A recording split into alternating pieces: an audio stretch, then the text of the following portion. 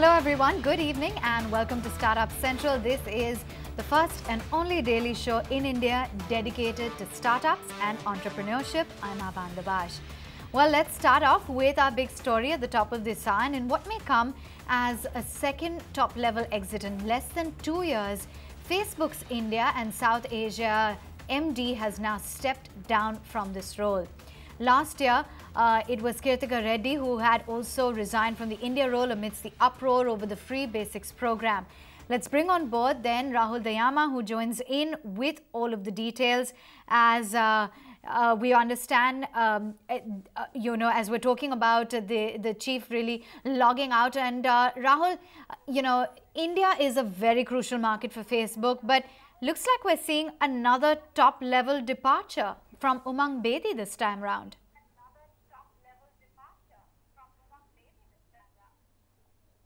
Avan, that's right. As you've rightly mentioned on multiple occasions, this is the second top-level churn that Facebook India has seen. Remember, why this really matters is it was Umang Bedi took charge last year, really in the middle of last year. He came from Adobe and was expected to, beef up presence with key clients and focus on the advertising side of business. And India is really a very big, crucial market for Facebook. It's their second largest market outside the US with about 201 million active monthly users. So it's a big market there. So Umang Bedi first, is leaving, and that is something that Facebook has confirmed. But he will stay on at his role for at least another 2-3 months to ensure that there is a smooth transition really happening at the social media giant. As far as an interim role, it is Sandeep Bhushan, who comes from the consumer and media side of the business. He has been appointed as the interim MD. Remember, Kirtika Reddy had resigned last year from her role as India chief amidst the really huge backlash that the Free Basics program of Facebook faced. Remember, Facebook came out with the Free Basics program. They tied up with one telecom. There was so much of an uproar from the startup community, from other telecom players, that TRAI had asked Facebook to stop the initiative. Free Basics was supposed to give out access to select few apps on one telecom operator. In the meanwhile, Facebook has been beefing up its presence. They have launched their Wi-Fi Express program, which has been doing pretty well, and they will scale that as they move ahead. But the big development, considering it's a second exit, as far as Umang is concerned, no specific reasons that Facebook has given. Facebook has said that he will leave by the end of this year, and he's built a strong team and business. But a lot of them are saying that Umang Bedi is moving on to really follow his own path. So likely that he will turn an entrepreneur really. Oh yes, indeed. Stay with us, Rahul. Lots more to chat about. We'll talk about these details we'll talk about this in further detail as well.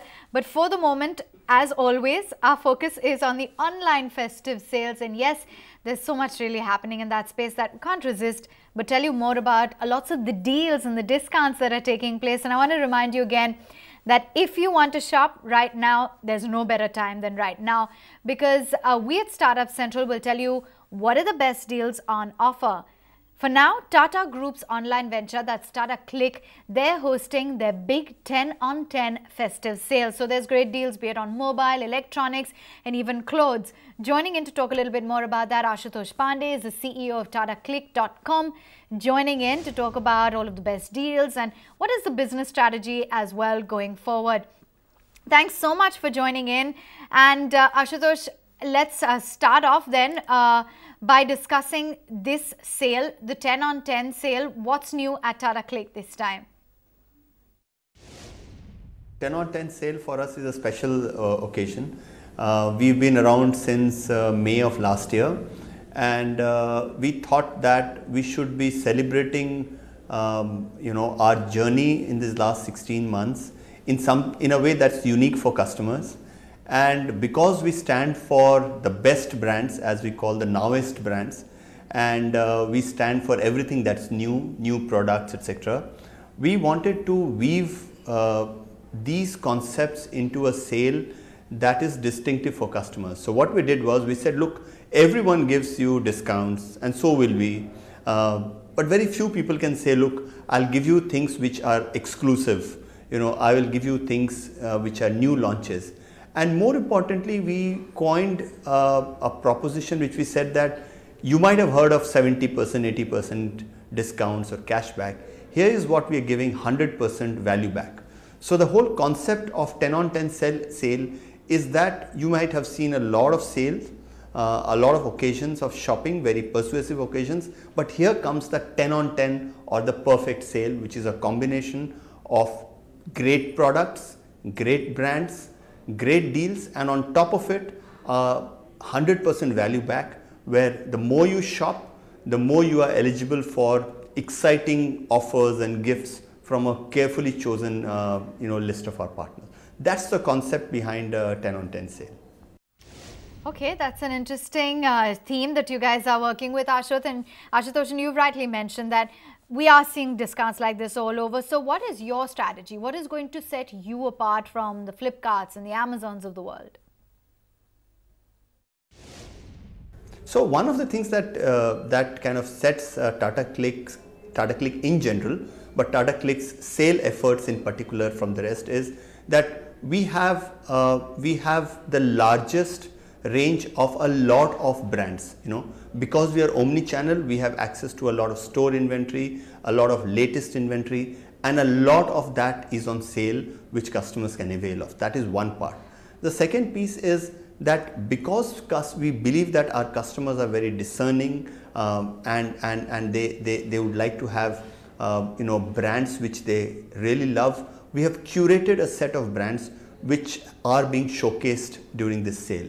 Third is there are exclusive launches. We are in the next few days we are launching our new look luxury site, which has several new brands, and it's an absolutely remarkable experience. And the last thing which is different is that the more you buy from Tata Cliq, the more you are eligible for, like I said, value back from partners such as Urban Ladder, Carrot Lane, Book My Show, and so on and so forth. Okay, so what is the kind of initial response that you've seen for the sale? What have been Indians lapping up? You can give us some sort of a indication of what the trend is that people are buying this time. So our sale actually started off this morning.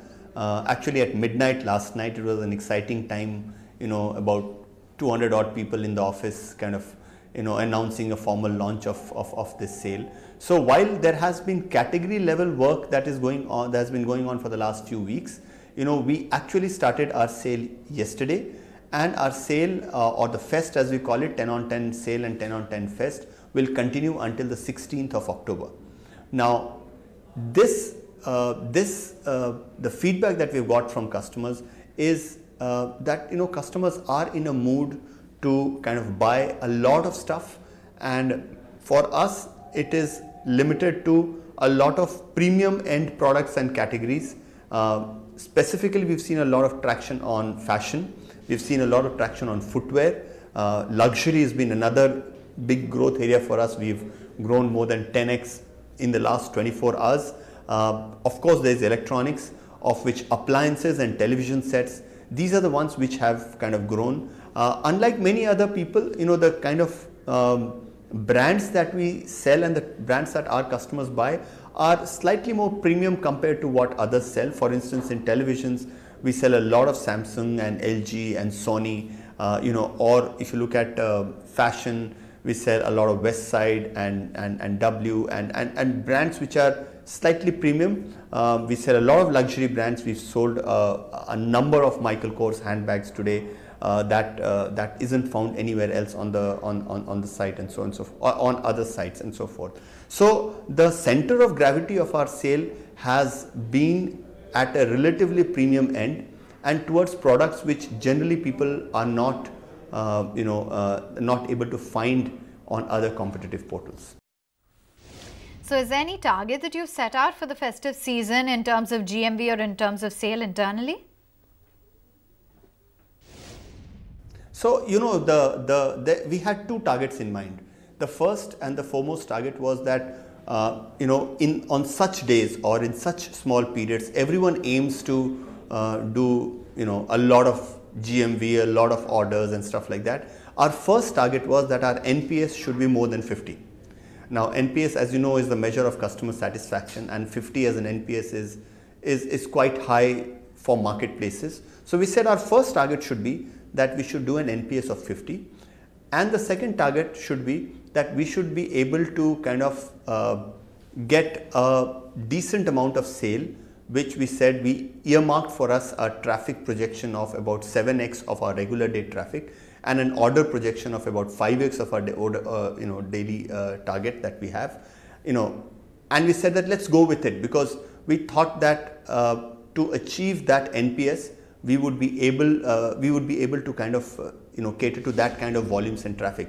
Surprisingly, last 12 hours from midnight till 1 o'clock, when I was kind of reviewing the numbers, we've already met those targets for the day for for the traffic and orders, and our NPS continues to remain about 51, 52 or thereabouts. So in all, a very strong beginning, but like I said, these are very early days. We have sale that goes on, or fest that goes on for the next 4-5 days, and we hope to kind of break many more our own records compared to what we have done in the past or what we have set for ourselves. Final question then, Ashutosh. It's been a year and a half since Tata Cliq was launched. What are the key trends that have stood out? What kind of growth are you witnessing on this platform? So I think the key trend and the most noticeable trend for us is actually twofold. Two trends are there. One is that we have been able to attract slightly more premium customers in the age group of 25 to 44. And one of the things that we always had a concept about, but which is coming to fruition now, is that it is possible to sell premium brands, in a way that customers would want and the brands are happy about. So that's one thing that we have seen. We have grown from a few pieces a day to now we are in the top 10 marketplaces, top 10 e-commerce players in the country, with probably the lowest fulfillment cost and the best unit economics. That is one part. Second thing, which is far more noticeable, is that our whole model is predicated on omni-channel, and today we have more than 1250 stores of over about 60 brands which are connected to our portal in real time, and through that kind of relationship we are able to get access to the newest range that brands keep in their stores. And because we work closely with most of these brands, we are able to kind of give customers a very seamless online offline experience. So in all, we are pretty happy with the distance we have moved. The reason we have got here is because we had from day one a very strong focus on customer satisfaction and strong unit economics as we built the scale and as we built the platform. Okay, been lovely chatting with you. Thank you so much, and all the very best for the sale as well as for the growth strategy for Tata Cliq. So 100% value back. That's the strategy that Tata Cliq is observing this time around with their overall promotion right now, which is 10 on 10. Let's move right on, and staying with the online festive sales. According to the research firm RedSeer, e-tailers are all set for a bumper festive season. The firm says that the online shopping is likely to see sales of up to $3.3 billion. That would mean a whopping 20,000 crores. Rahul, you're back again to do all of the number crunching, and we never get tired about talking about these online sales. 20,000 crores in online sales is the latest projection. E-tailers are definitely going to be smiling their way to the bank.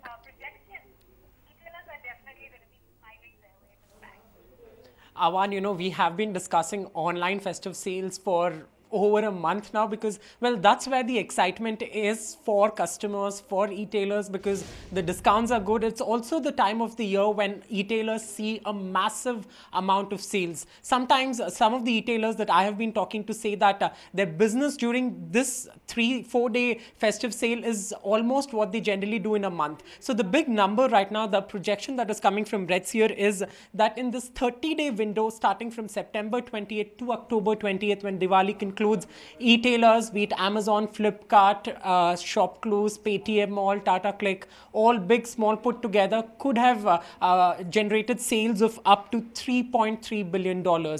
In simple terms, as you mentioned, it is a whopping 20,000 crore rupees. If you were to ask what's really new this time, well, this is 50% more than what the number that e-tailers generated last year. So in 2016, it was about 2.2 billion and now 3.3. So a flat 50% increase. So, you know, you're clearly seeing Indians lapping up those discounts, shopping increasingly online. The even trends that e-tailers have shared seem to indicate that a lot of these new shoppers are coming from the smaller cities, smaller metros, because, you know, forget mobile phones, electronics, from diyas to, you know, kitchen appliances, to your curtains, to everything one can now shop, even grocery, because that's why even Paytm Mall, Amazon have been offering great deal discounts. So seems like all the massive advertising by e-tailers seem to have paid off, because, well, they are likely to clock up to 20,000 crore rupees in sale. That's a huge, huge number.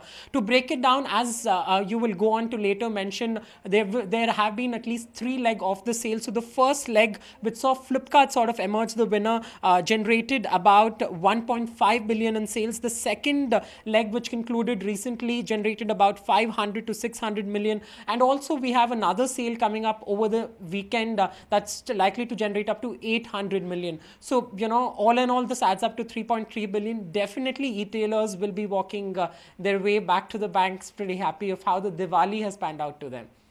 Oh yeah, bumper Diwali indeed. I think I need to get going as well, get my fingers busy clicking on these online sales, because yes, there is just so much stuff out there and the discounts are likely to be better this time around. Rahul, thanks so much for doing all that number crunching and giving us, you know, some sort of a forecast as to what it's been like. $3.3 billion, that's no small number. Tell you what, we'll take a quick break, come right back, talk about the festive cheer, because there's better offers from Amazon and Flipkart. Get you the details when we return.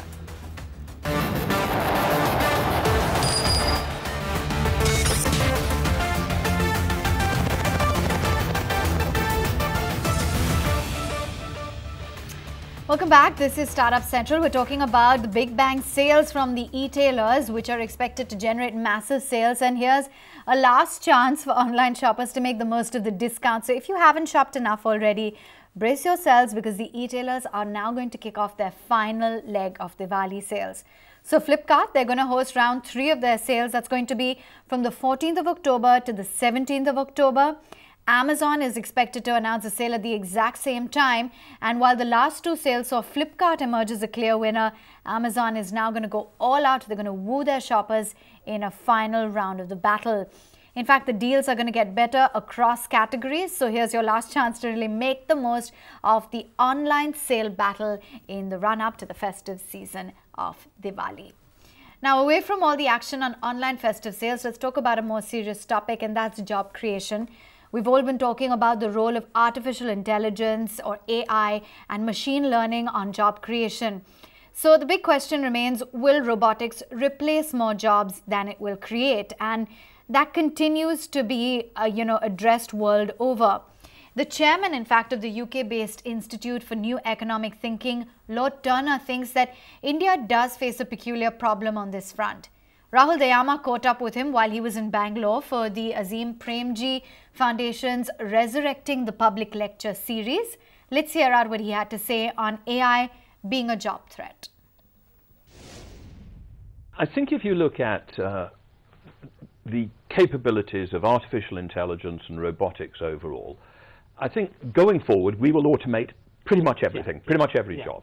And the issue really is when, not if. It might take many decades, it might take till the end of the 21st century, but if that's the direction we're heading, we need to begin to understand where the impact will first start. And there's very good analysis. For instance, there's good analysis by McKinsey Global Institute, which sort of breaks down different categories and jobs and says, given the state of artificial intelligence, machine learning, robotics, which are the jobs which you could already automate? And they are the repetitive physical jobs. Data-driven jobs. Repetitive physical in the sense of many manufacturing jobs. Easier at the moment to automate the ones that involve moving hard materials. Soft materials like textiles is taking longer for people to work out. But also a lot of standard data processing, the sort of work that call centers does, that is becoming highly automatable. And if you look at the overall pattern of that and then feed it through to sectors, you end up believing that many jobs will be under threat unless their cost is very, very low. But if you look, for instance, at the work by the International Labour Organization, it has produced a study focused on the ASEAN countries, but the implications are the same elsewhere, that 60 to 90%, for instance, of jobs in sort of textile, apparel, clothing manufacture could end up being automated away.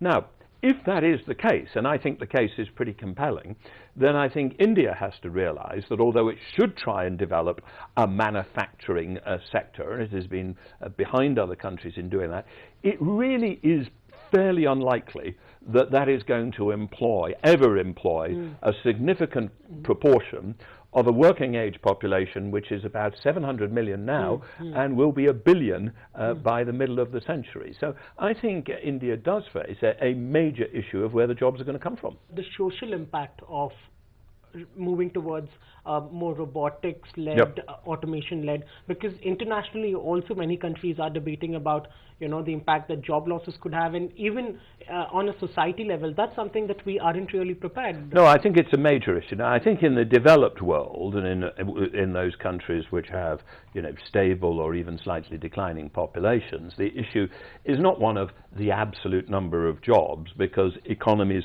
create more jobs. What they often create jobs is in various categories of face-to-face service, which cannot be immediately automated. I mean, in London we have this extraordinary phenomenon of a company called Deliveroo, which is young people on bicycles with packs on their back doing delivery services. It's like a sort of, you know, Indian-style 1980 technology in 21st century London.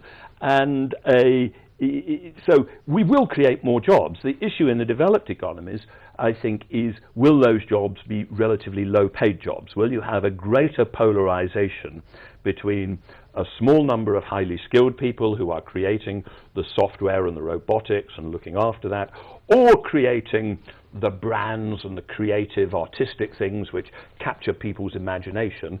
But ultimately, you know, there's only a small number of people can be employed doing that, and it may be that the larger numbers are still employed, but with relatively low rates of pay. And if you look, for instance, at the US labor statistics, the Bureau of Labor Statistics, which provides some of the best data in the world on the breakdown of labor markets, for some time, and they predict into the future, the fastest growing categories of jobs are things like personal care aides, home health aides, accommodation and food service workers. Those are where the jobs are growing, but all of those categories of jobs get much less than the average median wage. So you're getting this polarization occurring over time, even if you have reasonably full employment. Got it. You know, but India, as you mentioned, also has its own set of challenges while it deals with them, because we increasingly talk about the role that it will play in the organized sector. There's not so much focus on the unorganized sector. But for a fresh college graduate who's just stepping out of college, the world has clearly changed, the technology, the way things are. What would you tell to that fresh college graduate who's sort of clueless now, the role that really lies ahead? Well, I hadn't really understood till I got here yesterday that there was a big debate going on about employment of fresh college graduates. You know, are there enough jobs to absorb then? I think you can't say anything individually to them, but, you know, it's still better to have a college degree than not have a college degree. One needs to keep one's skills alive, one needs to be flexible of where one works, one needs to be entrepreneurial, etc. I mean, it's very difficult to provide individual advice. I think people should very carefully choose which colleges they go to, the courses they do. They should think about where are the courses which appear to be having the highest number of people getting jobs. I think what we've seen throughout the world, wherever we've had rapid growth of third-tier education, you know, university, college-level education, in all of those, after a period of time, and I think of Britain in the 1980s and 90s, you've had stories about underemployed college graduates. It's quite easy in these transition periods for the expansion of college places to run ahead of the number of jobs which necessarily demand that level of skills. I think over time, the proportion of college graduates will tend to go up, and the jobs which require that skill will tend to go up. But I understand that there's quite a difficult adjustment phase going on in India at the moment.